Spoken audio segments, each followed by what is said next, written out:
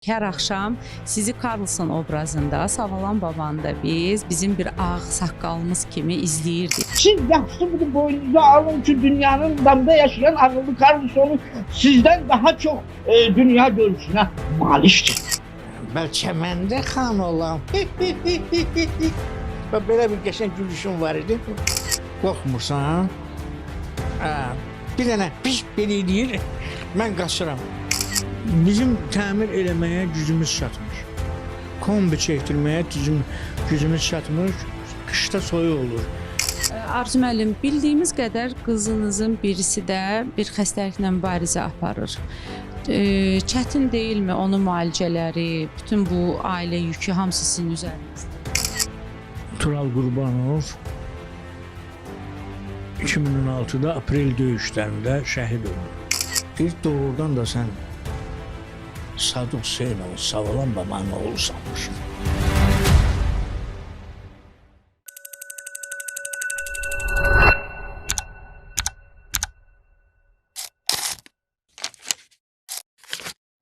Dəyərli izləyicilər, Həyatın içindən efirdədir. Bugün də unudulmuş, diqqətdən kənar qalan bir aktyorumuzu yad etməyə gəlmişik. Fikirləşdik ki, düşündük ki, epizodik olsa da müəyyən rolları olan və böyük korifey sənətkarlarla çiyin-çiyinə çalışan, özü sənətçi ailəsində doğulan əməkdar artistimiz Arzu Hüseynovla maraqlı söhbətimiz olacaq. Odur ki, bizimlə qalın.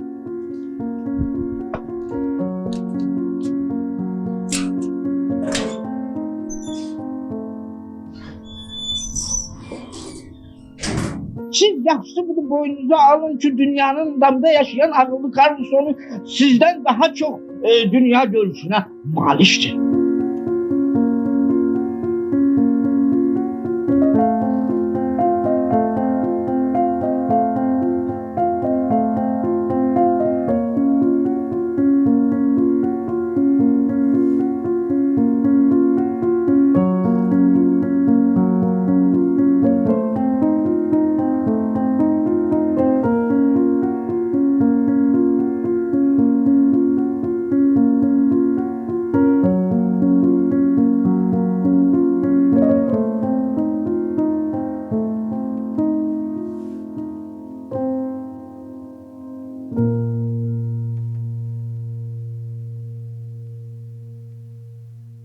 Bəli, dəyərli izləyicilər, az öncə qeyd elədiyimiz kimi unudulmuş, biraz belə deyək də kənarda qalmış incəsənət adamların axtarışındayıq. Bugün də çox maraqlı bir müsahibim var.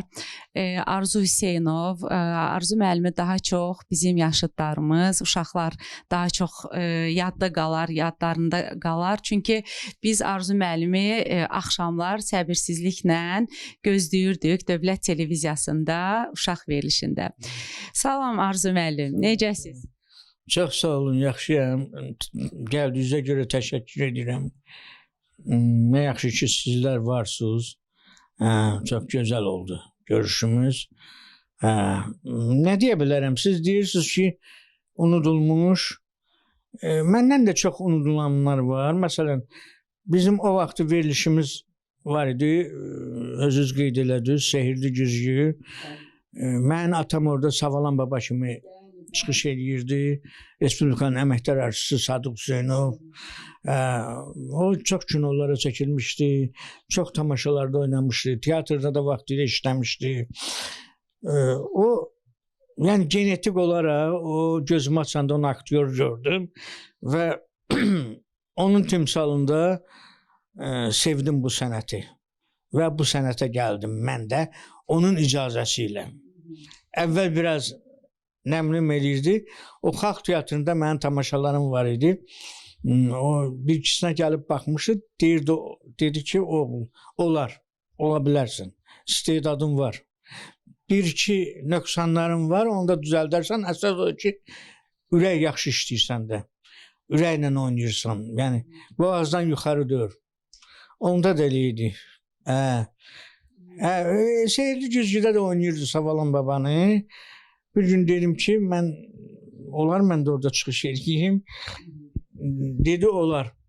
Amma dedi bir şərtlə. Mənim də o vaxtdan cızma qaram var idi. Yəni mən yazırdım yazılar. İndi də var, indi də çəkirəm, qoyuram internet səhifələrimə. Hə, belə səhnələr çəkirəm də, hə. Dedi, bir şərtim var ki, yazasan bir obrazı, aparasan bizim uşaqlara, o Nazim Əlifov var idi, Allah can sağlığı versin, Kamran İbrahimov, oranın baş redaktoru, ondan sonra Cəlal Cümşütov, Allah canını sağ eləsin, orada Cəlal rejissor idi, Nazim Əlifov redaktor idi, Afaq Dadaşova var idi, Allah rəhmət eləsin, rəhmətə getdi. Ənvər var, Çingizoğlu var idi, redaktor, o da Allah rəhmət eləsin. Ayda xanım var idi, başqa bir Ayda da var idi. Var idilər, bunlar dedi ki, apar göstər, gör nə deyirlər, bir obraza. Mən də 95-ci il idim, Bələdiyyə Teatrına, rəhmətli aktrisa Amalya Pənahovanın yaratdığı teatra getdim. Orada bir getdim yanına, atam dedi get yanına, mən teatra düzəlmək istəyirdim. Universitetdə qutarmışdım incəsənəti. Getdi, mən adımı ver, gör nə deyir. Gəldim Amalya xanımın teatrına, dedim mən Sadıq Hüseynovun oğluyam. Mən dedim tamaşanıza baxmışam, Tomris. Özüm də ondan əvvəl İrəvan teatrında işləyirdim. Dedim, mən çox istərdim işləyim burada. Ələkbər Kəzimovski var idi, Allah rəhmət eləsin. ASTV-də işləyirdi o vaxt. Sonra gəldi ANS-ə. Ələkbər Kəzimovski dedi ki, tamaşa hazırlayır, Nadir Şah. Gör, orada bir rol zat qalıbsa, sənə versin, oyna, baxım. Hoşuma gəlsə, şey götürürəm səni. Ələkbərə də tanıyırdım da, mən, o da mənə tanıyırdı. Mən ASTV-də, yəni, gedib gələndə bir-iki dənə tamaşaları da çəkmişdim mən Ələkbərə. Getdim, dedim, Ələkbər müəllim, salam əleykum. Nə yaxşı gəlmişsən, xoş gəlmişsən arzu. Mən bizim söhbət eləmişəm Amalya xanımla. Bu Nadir Şahda bir rol var mı? Deyir, var. 2 rol verəcəm sənə. Fərraş qapıda da, bir də elçi. Bir tamaşada 2 rol. Elçi gəlir Nadir Şahın yanına ki, Türkmenistan'da harançı elçisidir, gəlir. Ki, deyir ki, bəs qutarın da bu davanı, biz artıq sakit yanacaq, o da qovur elçini yanından. Deyir, bunu əvvəldən düşünürdünüz. Get, şahına denən ki, əvvəldən düşünürəm. Mən sizi tam, yəni, baskın eləməmiş sizə, yəni şey eləməmiş, qutaran dörəm. Elçi bundan ibarət idi. Gəlirdi, gedirdim. Oynadım.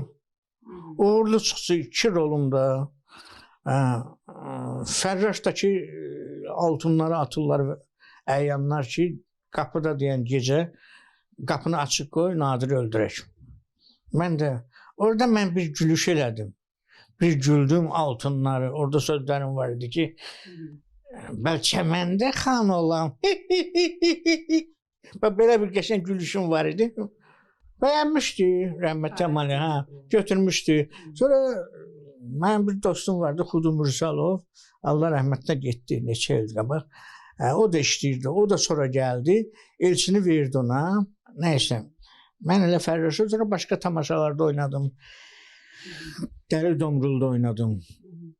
Şişmanı gəlir ki, Dəli Domrul'a deyir, məni bırax gedim körpüdən. Deyir, altın ver, bıraxım. Akça. Akça ver, 100 akça. Deyirəm, yox, bununla qırğın qiyamət edir. Nadir Dəli Domrul'la. O deyir, bu deyir. Axırda bunu sürüyürlər, pullarını tökürlər. Tamaşası var YouTube'da. Götürürlər. Sonra ikinci görüşümüz var. Nadir Dəli Domrul'un yanına gəlir bu. Orada da nəsə şey deyirlər, mübahisələr olur, nəsə. Əzrail axı olur, o tamaşada olur. Deyir, Əzrail səni öldürəcək, canını alacaq.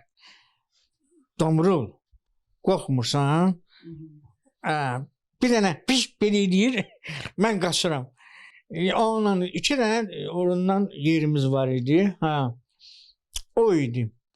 Arzu müəllim, bax, özünüz sənətçi ailəsində doğulmusunuz. Atanız Sadıq Hüseynov. Biz həqiqətən biz onun Savalan babanın gözəl fikirləri, gözəl sözləri, gözəl nəsihətləri ilə böyümüşük. Hər axşam sizi Karlson obrazında, Savalan babanı da biz bizim bir ağ saqqalımız kimi izləyirdik. O nəslin uşaqları daha çox bilər. Bu qədər əhatəniz, bu qədər geniş çevrəniz, peşəkar insanlar ola-ola niyə belə çox vaxtı epizodik, daha ikinci dərəcəli rollar oynamısınız? Niyə belə baş rollar, daha irəliyə çəkilən bir rollarda sizi görə bilmədik biz? Teatrda yoxsa kinoda? Kinoda da, teatrda olubdu yaxşı çıxışlarınız, yaxşı rollarınız. Kino fəaliyyətinizdə də daha çox xarakterik rollarda oynamısınız. Teatrda da xarakterik rollar oynamışam mən. Yəni bu saydığım rejissorlar güclü rejissorlar idi. Amalya xanım da özü də güclü idi. Amalya xanım hətta Tomris tamaşasını oynamışdılar. Sonra o orada Təlxəyə oynayan getmişdi teatrda. Mənə dedi ki, Təlxəyi sənə verəcəm oyna. Mansız adı da var idi. Xarakterik. Hə, çox. Atılıb düşürdü, belə oynayırdı. O tamaşa məndən sonra oynanılmadı, amma məşq olundu. Məşq olundu. Yəni məşq olunsa da, yəni o hayıf ki getmədi, orada oynayacaqdım. Hə, bu Zirəddin Tağıyev bir uşaq tamaşası hazırladı bələdiyyədə. Ananın gül balası, Firuz Mustafa, dramaturg. Çox var uşaq əsərlərini yazırdı. Orada bir tənbəl uşaq rolu var idi. Zirəddin dedim, bunu verirəm sənə, özü də şeirlə idim. Oynadım onu. Atam bu sözü deyəndə Tənbəl Əhməd nağıllarımızda Tənbəl Əhməd var idi də. Tənbəl Əhmədin nağılı var idi də, bilirsiniz. Həm buna oxşatdım, həm də Tənbəl Əhməd fikirləşdimdə çox qəşəng bir obraz olar. Yazdım özüm senarini. Tənbəl Əhməd gəlir uşaqlarla diyaloqa girir, danışır, gülməli sözlərdir, uşaqlar da ona biraz zarafatlar eləyirlər. Yazdım, apardım, verdim. Baxdılar, bəyəndilər. Mən də o vaxtı gözümdə eynək vardı, gözüm zəif idi. Belə eynək var idi. Sonra da mən 2016-da linza qoydular, əməliyyat olundum. Dedi, kim oynayacaq? Nazim dedi. Mən həmişə deyirəm hər yerdə bu sözləri. Dedim, Nazim bəy, mən özüm inanmıram. Orada Tənbəl Əhmədə dedi, bəlkə başqa bir adam gətirək, ona uyğun olsun. Mən də biraz az danışan idim belə, utancaq fason idim də. Bir iki nəfər də var idi. Biri dedi oynayar, biri dedi inanmıram. Dedim bir eksperiment edək, bu Tənbəl Əhməd obrazı ilə özümün də belə geyimlərim var idi, papaq zat. Baxın, pis olsa silin atın, verməyin hələ. Oynadım. Çox bəyəndilər. İnanırsınız, çox bəyəndilər. Bütün redaksiya ondan danışdı. Bir doğrudan da sən Sadıq Hüseynovun Savalan babanın oğlu sanmışsın. Genetik olaraq dedilər ki, sənin qanıva keçib bu sənət. Nə gözəl oynadım bunu. Heç bizim inanmağımız, çıxartdım açqını, qoydum qırağa. Oynadılar oğlumu. Siz inanırsınız, 3-4 dəfə oynamışdım, küçədə mənə görüb tanıyırdılar. Tənbəl Əhməd, hə. Sonra obrazımı dəyişdilər. Dedilər birdən uşaqlar tənbəlləşər, Karlson. Nərbala verdilər. Nərbala da belə nağara ilə gəlirdi belə. deyirdi belə atmacal düzgü deyirdi. Nə bilim o meyxana kimi şeylər deyirdi. Onu da dəyişdilər Carlson. Dedilər ki, bir yuxarıdan gəlmişdi söhbət ki, bir qəşəng xarici obraz bu aktyora verin, oynasın. Elə Carlsonda qaldı. Uşaqların sevimlisi. Tənbəl Əhməd bir ildən sonra ləğv olundu. O biri də nə bilim bir 3-4 ay getdi Nərbala. Sonra 2006-ya qədər Carlson oynadım. Bizim Arzu müəllim hər zaman özümüz milli adlarımızı, milli belə deyək də brendlərimizi yaratmaq kimi arzumuz olubdu. Niyə bəs Carlsona dəyişildi bu? Dediniz, yəni yuxarıdan gələn bir fikir oldu bu. Yəni amma Tənbəl Əhməd pis olmazdı. Yəni uşaqları onlar da istəyirdilər. Onlar çox belə biçef aldı o şey. Dərindən deyim məsələni. Mən bilmirəm necə olacaq, amma deyə bilərəm. ASTV-də Əhməd Aşurbəyov var idi. Eşitmişsiniz? Kök yekə bir adam idi. O kino redaksiyasının baş redaktoru idi. Mənimlə bir kursda oxuyan Etibar Babayev, Allah rəhmət eləsin. Etibar Babayev o çox gənc yaşda bəli. Pandemiyadan da, pandemiyadan rəhmətə getdi. O mənimlə bir kursda oxuyurdu. Sonra o baş rejissor oldu orada. Mən bilmirəm nə tərdi məsələ, necədir. Nizami Xudiyev sədr idi. Gəlib Nizami müəllimin yanına. Deyib ki, ay Nizami müəllim, bu Tənbəl Əhməd yaxşıdır, yaxşı da oynayır aktyor. Bu amma biraz belə nəsə, uşaqlar belə biraz tənbəlləşməlidir. Ona da deyiblər ki, bunda da Əhməd idi axı. Yox, mənə açıq söylə görə, sən nə demək istəyirsən? Sənin bu sözün heçdir. Sən nə demək istəyirsən? Açıq gizlətdiyin nəsə var. Nə bilim, mən də Əhmədəm. Gəlirlər, mən deyən kimi içəri uşaqlar. O da rəhmətli Etibar da biraz şeydi da, belə zarafatçılı idi. Girəndə içəri Tənbəl Əhməd deyirlər. Deyirdim, ay bala, nə tənbəl? Mən gələn kimi nə tənbəl Əhməd dedim. Verilişinizin adı demək ki, içəridə bir qalmaqala səbəb olur. Bu Tənbəl Əhməd deyir, bunun da acığına gəlirdi. O söz adı Əhməd olduğuna görə Allah ona da rəhmət eləsin, yaxşı kişilik.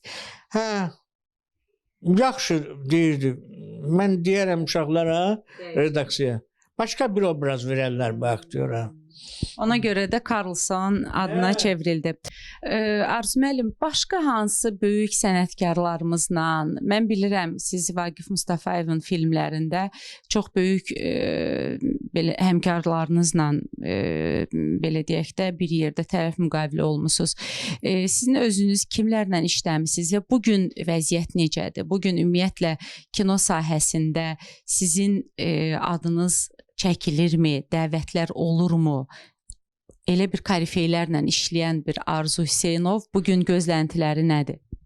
Vaqif Mustafayev böyük rejissorumuz, mən həmişə deyirəm, çox böyük Azərbaycanın çox böyük rejissorudur.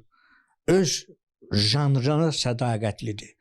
O tragikomik filmlər çəkir. Onun öz yozumu var. Tragikomik. Hər şey yaxşılığa doğru. Milli bomba, yerlə göy arasında bir də yoxlama. Bu 4 filmdə mən çəkilmişəm. Mən böyük aktyorlarla çəkilmişəm, bəli. Yaşar Nuri, Allah rəhmət eləsin. Nuriyə Əhmədova, Əjdər Həmidov, Allah rəhmət eləsin, hamısına. Onun öz aktyorları var idi. Arif Kərimov, Allah can sağlığı versin. Arif Qasımov, balaca. Allah rəhmət eləsin.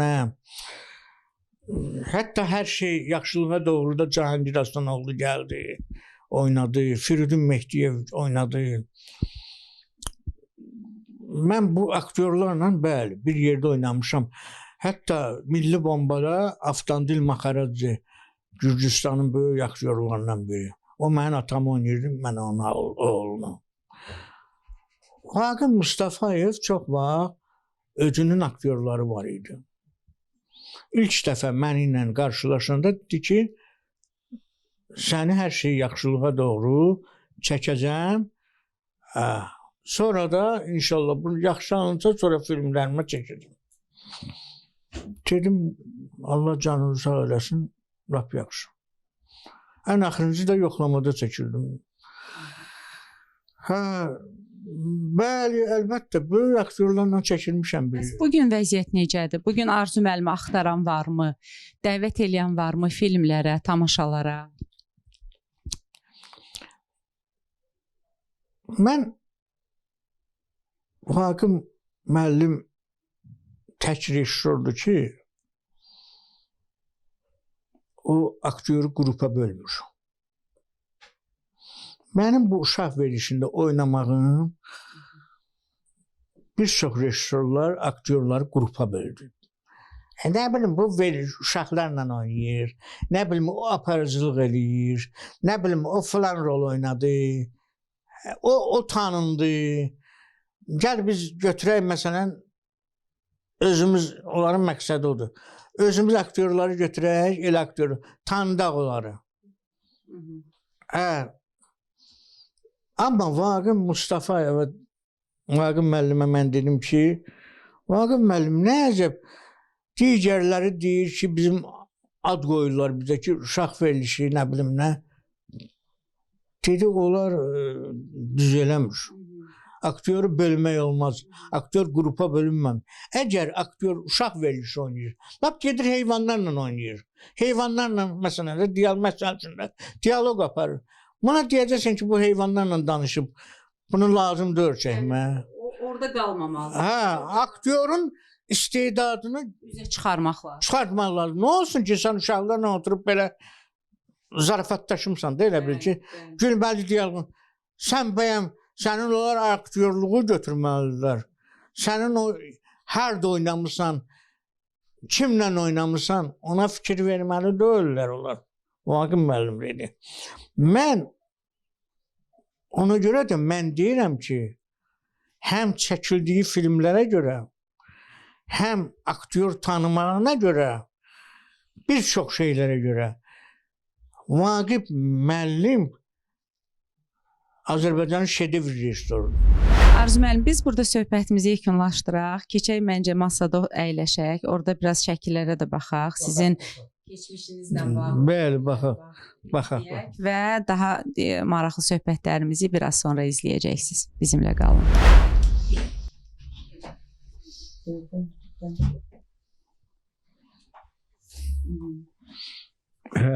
Bu Monsieur Jordan Dərviş məsələsi.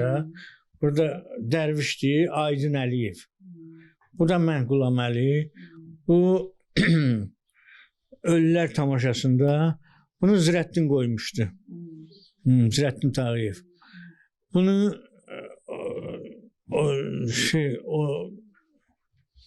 Oruz Qurbanov qoymuşdu, Ölülər.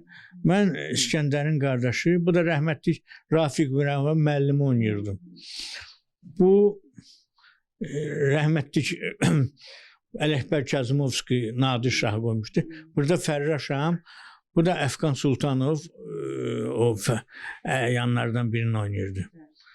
Bu da Qubaya getmişdi atam. Tez-tez rayonlara gedirdi. Onun kənd cəmaatı ilə onu istəyən adamlar çoxdur ki. Deyirdi, gəl şəkil çəkdirək. Gəlin indi belə eləyək də. Biz danışmayaq, biz də şəkillər göstərək. Çünki hər şəklin üstündə burada dayanmayaq. Gəlin onu. Bu Karlson obrazı.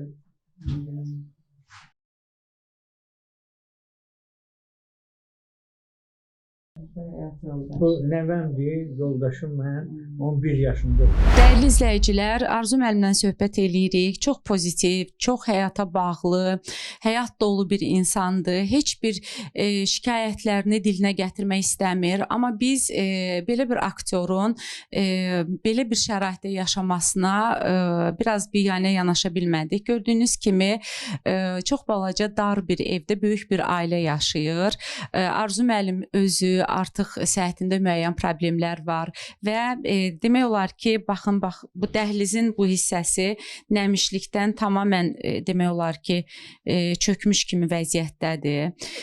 Təmirsiz ev öz gücünə belə bir dar, balaca bir mətbəx hissədə demək olar bizim aktyorumuz bu evdə yaşayır. Yəni biraz həqiqətən acınacaqlıdır bunu dilə gətirmək, bunu danışmaq. Böyük ailədə az öncə qeyd elədiyim kimi Arzu müəllimin 3 qız övladı var. Bir qızının övladı biz bildiyimiz qədər Vətən müharibəsində şəhid olub. Digər 2 övladı Arzu müəllimin evində yaşayır. Bir qızı çox ağır bir xəstəliklə mübarizə aparır. Talasemiya xəstəliyi düzdür. Heç bir şikayətləri yoxdur. Dövlət tərəfindən maliyyələşir. Amma bütün hallarda bu böyük ailəni saxlamağa Arzu müəllimin əməkdar artist adı aldığı üçün dövlətin ona verdiyi müavinət və 400 manat, belə deyək, ümumilikdə 600 manat gəliri var. Və bu 600 manatla o həyat yoldaşı da Evdar xanımdır və mən istəyirəm ki, biraz evə baxış keçirdək. Yəni bu heç bir formada evi axtarış eləmək və yaxud da hansısa bir məqsəd daşımır. Sadəcə evin vəziyyətini sizə göstərmək istəyirəm. Uzun illərdir, demək olar ki, ailə qurduğu müddətdən bu evdə yaşayıb Arzu müəllim öz böyük ailəsi ilə birlikdə və bu çətinliklər içərisində yenə də biz onunla söhbət əsnasında məlum olur ki, dövlət tərəfindən belə deyək də müəyyən qədər qayğıdan kənardadır. Bu otaqlara da istəyirəm bir nəzər yetirək. Belə bir otaqda Arzu müəllimin qızlarının otağıdır. Çox güman ki, bura. Və digər otaqda var. Gəlin biz bu otağa da baxaq. Bəli, qapılar da demək olar sıradan çıxıb. Bu da yataq otağıdır. Şükür, yəni demək istəmirik ki, hansısa bir əsaslı və tutarlı böyük bir problemlərlə üz-üzədir, amma tavan hissədə də gördüyünüz kimi nəmişlikdən çat izi düşüb, evin yararsız vəziyyətdə olduğunu görürsünüz, köhnə binadır. Arzu müəllim, biz sizin evinizdəki müəyyən, belə deyək də, problemləri işıqlandırmaq istəyirik, göstərdik, çəkdik. Sizin özünüzün güzarınız nədir? Şikayətiniz, istəyiniz? Ev məsələsinə gələndə bu evin heç bir kombisi yoxdur. O vaxtı istilik gəlirdi turbadan, onu da yığışdırdılar. Bizim təmir eləməyə gücümüz çatmır. Kombi çəkdirməyə gücümüz çatmır, qışda soyuq olur.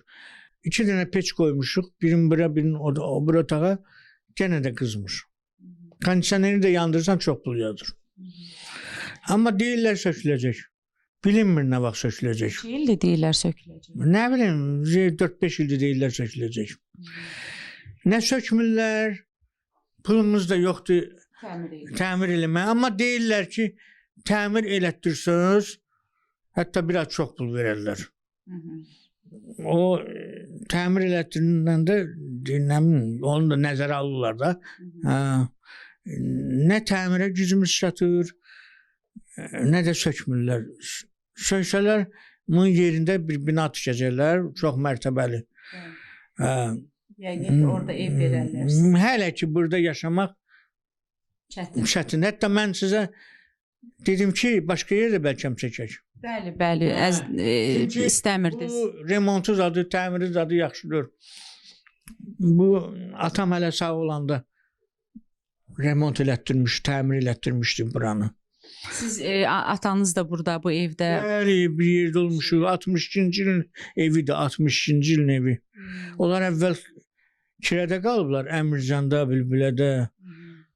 Sonra atam teatrdan yuxarı ərzə yazıblar, atama ev veriblər. Və həmin evdə yaşayırsınız hələ də. Həmin evdə. Arzu müəllim, özünüzün gəliriniz nə qədərdir? Nə aylıq belə deyək ki, evinizə qazanc olaraq nə qədər pul gedir? Mən özüm gözümə görə pensiya alıram da, gözümə görə. 200 manat əməkdar. 2002-ci ildə əməkdar, Allah rəhmət eləsin, Amaliya xanıma 23 nəfərə fəxr ad verdirdi prezidentin imzası ilə. Onun da biri mən oldum, əməkdar artist aldım. İndi qalxıb 30 manatdan gəlib 200 manata. Bir də ki, gözümdən pensiyadır, 400 manat. Gəliriniz, belə deyək də, ortalama 500 manat. Gəlir çəkiləndə olur da. Çəkilirəm, məsələn, keçən il çəkildim Lampaya. Oradan aldım qonorar. Artıq bir ildən yuxarıdır. İndi inşallah bu çəkilmişəm, bu seçim bədii filminə, 12 serialı. İnşallah oradan gec olur da, gec olur, gec. Arzu müəllim, bildiyimiz qədər qızınızın birisi də bir xəstəliklə mübarizə aparır. Çətin deyilmi onun müalicələri, bütün bu ailə yükü hamısı sizin üzərinizdə? Qızım yaş yarımdan, yəni ikinci qızım da yaş yarımdan talasimiyadır. Ayda 2 dəfə qan vurdurur. Sağ olsun bizim xanım, Mehriban xanım, vitse-prezidentimiz. O qan bunlara havayı, müəyyən dərmanlar var, havayı. Amma sonradan qızımda başqa bir qalxanvari vəzi xəstəliyi, bir var zob, bir var zəiflətmək. O xəstəlik əksinə insanı zəiflədir. Qalxanvari xəstəliyi var, onu da iynə vurur. O da tez-tez iynə də çox bahadır. Və bir böyük qızınızın da həyat yoldaşı Vətən müharibəsində şəhid olub. Böyük qızımın yoldaşı Tural Qurbanov 2016-da aprel döyüşlərində şəhid oldu. Onların komandiri Murat Mirzəyev, o Pəncəli də onlarla idi, eşitmişsiniz yəqin adam. Çox, ümumiyyətlə orada çox adam şəhid oldu. Bunların da dəstəsində bir 10-15 nəfər var idi. Övladı varmı? Hə, 2 qızı var. Biri 6-da oxuyur, biri 5-də. Onlar da Yaşat Fondunun köməyi ilə təmənnasız oxuyurlar, yəni pul vermədən. Avropa liseyində oxuyurlar orada. Nə gözəl. Nədir arzunuz? Bax, Arzu müəllim, sizin kim qapınızı döysün, gəlsin istəyirsiniz? Hansı rola çəkilmək istəyirsiniz? Ümumiyyətlə, nəyə ehtiyacınız var? Hal-hazırda, bax, gəlmişik, bir açıq bir mikrofon sizə təqdim edirik ki, bu fikirlərinizi rahatlıqla deyəsiniz. Əvvəla onu deyim ki, o vaxt ki, mən yəni Space-dən də çıxmalı oldum. Teatrdan da çıxmışdım. Sonra düzələnmədim mən. Heç bir teatra düzələnmədim. Hətta nazirliyə də müraciət elədim. Dedilər ki, hətta dedim Sumqayıt teatrında yer olsaydı işləyərdim. Dedilər yoxdur orada. Lənkərandadır, get. Dedim mən buradan durub Lənkərana gedəcəm. Çətin olar mənim üçün. Teatr düzəlmədi. Arada o vaxt klubda zətdə işləyirdim, mədəniyyət evində. Mən başladım, yəni adam işləyəndə ora-bura gedir axı, nə iləsə məşğul olur da, fiziki iş kimi də, Mən oturaq həyat şəraiti keçirdim. Məni seriallar dəvət eləmədi. Çox deyirəm də, neçə ildən bir. Mən həkimə dedim ki, getdim yoxlatdım, məndə şəkər təzyiq. Mənə dedilər ki, oturaq şəraitində olmusan bala. Sən oturmaqdan şəkərə düşmüsən, şəkər xəstəliyi. İndi mən əgər seriallar mənə dəvət eləsəydi, gedərdim ora, bura, çəkilərdim, eləyərdim. Heç mən bu xəstəliyə də tutulmazdım, təzyiqim də olmazdı, dizlərimə də ağır gəldi. Çünki mən belə bir adamam ki, mənim bəhanəm olmasa, mən çıxmaram, yəni hara gedəcəm. Gedib başqalar kimi çayxanada oturan deyirəm, gedib bulvarda gəzən deyirəm. Məni gərək bir işə çağırsınlar ki, mən gedim işə, gəlim, gündəlik. Heç olmasa 2 ildən bir məni çəkəydilər seriallara. O da olmadı. Əziz, dəyərli izləyicilər, Arzu müəllimlə söhbətimizi yekunlaşdırırıq. Biz 1 saata yaxındır demək olar ki, Arzu müəllimlə yaradıcılıqdan, həyatından, ailəsindən, sənətdən, hər bir şeydən danışdıq və həqiqətən əsl sənətkar mənəviyyata üstünlük verən, mənfəətə yox, üstünlük verən bir sənətkar kimi işlərindən, rollarından danışanda həqiqətən gözlərinin içi parıldayır və o sənəti heç zaman maddiyyata dəyişməyən əsl sənətkar duruşunu özündə saxlayıbdır. Sadəcə olaraq Arzu müəllimin hal-hazırda açıq-aşkar desək, yaşayış şəraiti çox aşağı səviyyədədir. Səhhəti ilə bağlı problemləri var. Böyük bir ailə onun üzərindədir. Bəli, zamanında çox filmlərə çəkilib, tamaşalarda oynayıb, dəvət alıb, amma giləygüzarının əsas səbəbi odur ki, bir balaca diqqətə ehtiyacı var. Dövlətimiz tərəfindən əməkdar artist adı alıb və dövlət başçımız tərəfindən, birinci xanım tərəfindən hər zaman diqqətdə saxlanılıb. Lakin elə məsələlər var ki, o məsələlərlə bağlı, məsəl üçün filmlərə dəvət falan, bax bunlarla bağlı Arzu müəllimi bugün giləygüzarını dinlədik və düşünürük ki, həyatın içindən olaraq, Barometr TV olaraq Arzu müəllimin səsinə səs verən olacaq və bu ahıl yaşında nəvələri ilə, ailəsi ilə birlikdə evində gözəl günlərini keçirməyə davam edəcək. Çox sağ olun Arzu müəllim, təşəkkür edirik qapınızı açdığınız üçün. Mən sizə çox-çox təşəkkür edirəm. Çox sağ olun sizin şirkətə də, özünüzə də, operatora, xanım qıza, sizə hamınıza təşəkkür edirəm. Çox sağ olun deyirəm. Verilişimizin bu sayının Arzu müəllimin istəklərinin, arzularının cavabsız qalmaması ümidi ilə bugünlük sizlə sağollaşırıq. Görüşənədək. Hələlik.